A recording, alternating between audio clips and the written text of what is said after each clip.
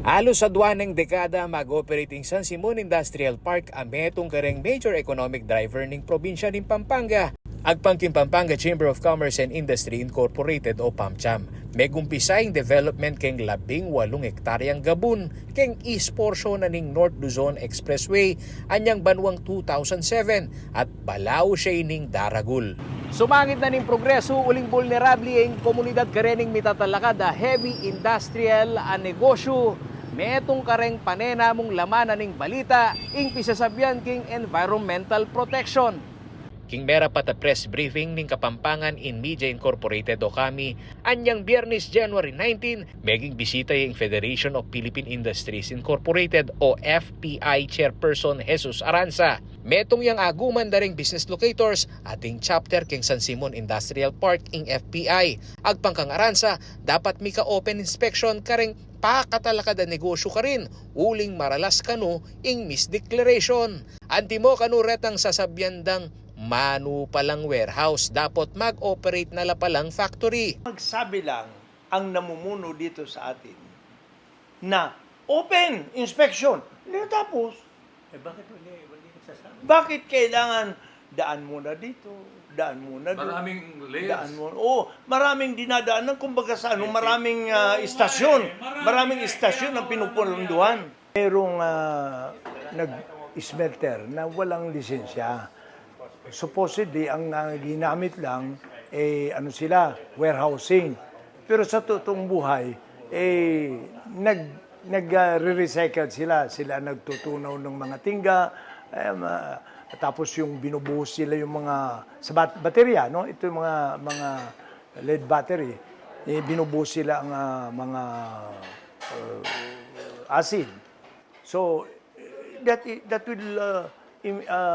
will pollute the soil, and at the same time river. Nagrereklamo nga yung mga barangay captain at doon sa tubig na yun may nagreklamo na namamatay mga isda Nga na pang Aranza, elasana kanu maging kampante mureng asukeng lokal kapanibalan maski na atin lapang papalada Environmental Compliance Certificate o ECC reng mihaliwang industriya. Ang punto lang dito is, hindi nagtataka lang kami sa Federation of Philippine Industries. Despite the order of the President, despite the effort of DNR, bakit hindi ito napapasara?